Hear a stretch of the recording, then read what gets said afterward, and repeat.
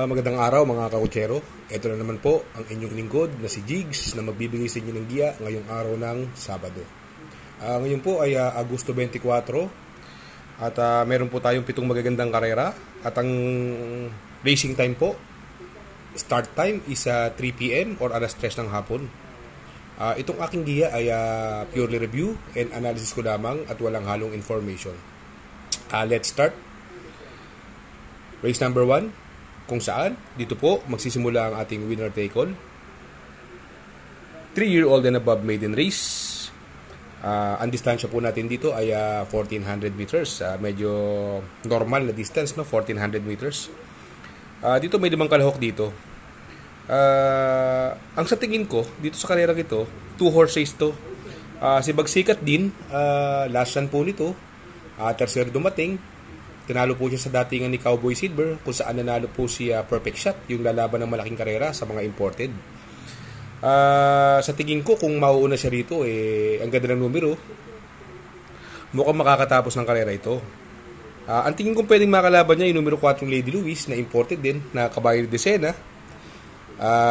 Ito si Lady Louise, ang balita ko kasi dito, may konting hagok to.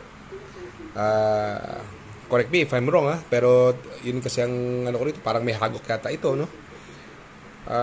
Pero sa race number 1, ang pili ko po, numero 1, Bagsikat din. Ang panigundo ko, numero 4, Lady Louise. Sa race number 2, dito po, magsisimula ang pick 6. Pilracom rating based handicap system race, class 5, 5 placer. Distance is 1400 meters, may 5 kalahok. Anybody's race, no? Itong karerang to, lahat may panalo. Pero kung mapapansin nyo rito, wala kang makikita ibang matulin bukod doon sa numero 4 ng Chase the Gold. Si Chase the Gold, sakay ni Joel Ciego. Kung makakabuo ng area ito, sa tingin ko may tsamba to. Itong numero 5 Express Lane, bagong baba po ito, no? Ito, medyo malakas ang nilalabayan nito, si Express Lane, no? Sakay ng Buenas na apprentice, JR Sargent Ocampo, no? Sa tingin ko, ito ang malal yamado dyan. Pero anybody's race yan. Itong Blown Away, lagi in the money. In the past 3 runs niya. Sakay ni BJ Galleta.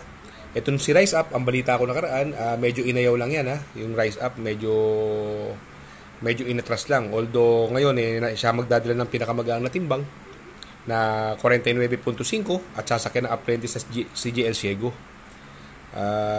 Ito si Honey Rider, siya ang yamado nung last run, pero inalat, hindi maganda tinakbo. Tercera lang dumating. Kaya dito, ang pipiliin ko dito, doon ako sa bumaba ng laban, yung numero 5 Express Lane. Ang panigundo ko dito, yung pwedeng makasolo area, yung numero 4, si Chase the Gold.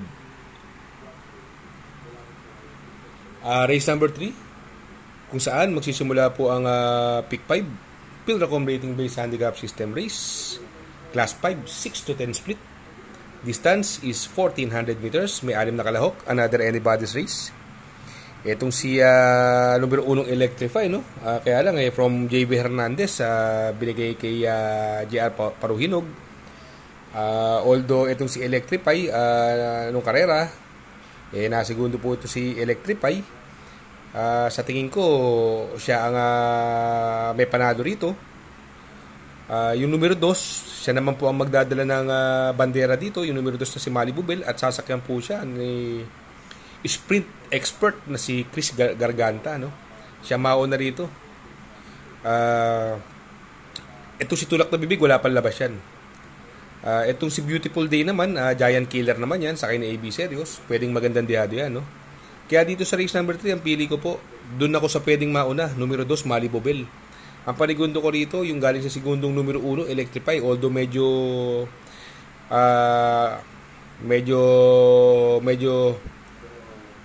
humina ng konti yung hinete.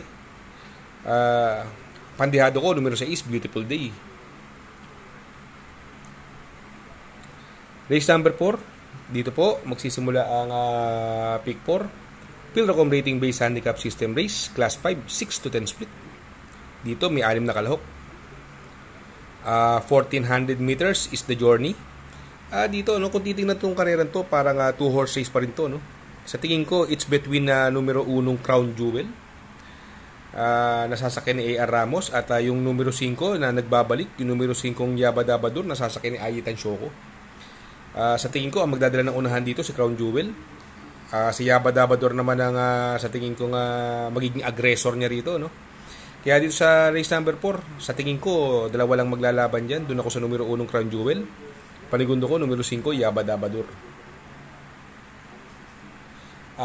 Sa race number 5, Pilracom Rating Based Handicap System Race, Class 5, 11 to 15 split, 1400 meters is the distance. Dito may 10 kalahok, no?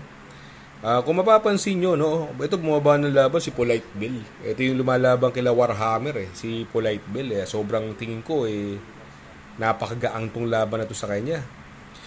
Sasakyan na po siya, papatnubayan ni Christian Garganta. Sa tingin ko, pwedeng magdala ng unahan dito yung numero 9 Prince Ice, no? Magaganda na tinatakbo nitong Prince Ice na to, papatnubayan pa rin siya ni John Paul Guse. Sa tingin ko, walang masyadong pwedeng bumuliglig sa kanya, pwedeng makabuo ng ere to yung numero 9 Prince Ice. Although si Mr. Brown may panalo din po yan. Si Iceman galing sa panalo, Hiroshima, yan po yung lumutsa kay Tool of Choice nung karera. Pero doon ako sa dalawa, doon ako sa bagong baba at saka yung pwedeng mauna rito, no? Doon ako sa numero 4 Polite Bill. Panigundo ko yung numero 9 Prince Ice. Sa race number 6, penultimate race, Pilracom Rating Based Handicap System Race, Class 5, 6 to 10 split.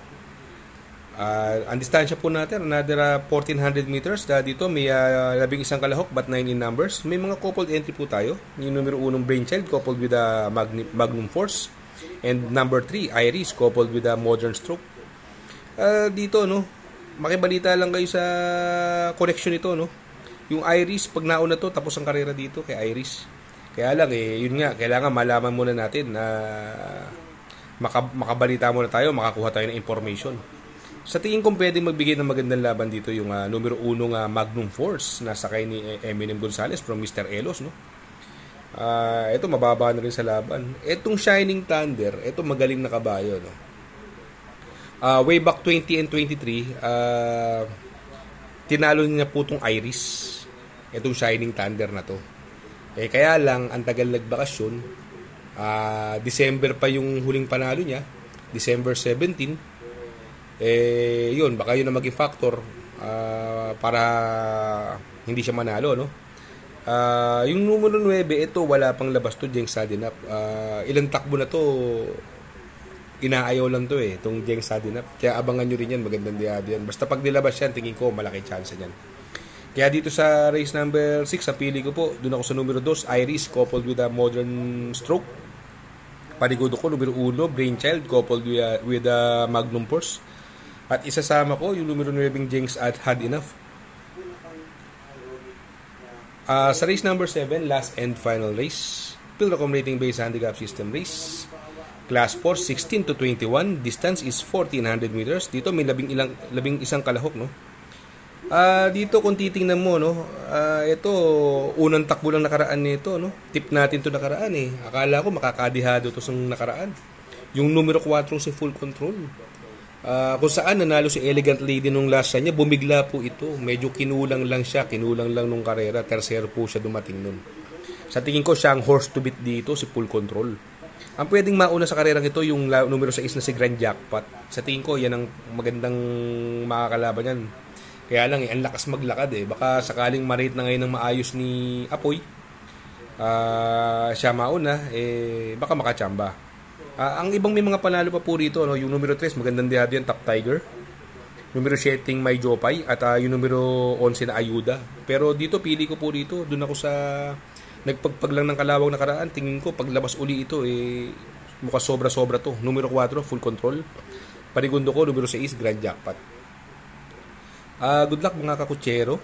Sana po ay matapat ang ating giya. At yung mga nakasunod, sana po ay magsitama po kayo. Greetings. Mega shout out kay Sir Jan Balbastro. Mega shout out kay Sir Jan Balbastro. Good luck po and happy racing.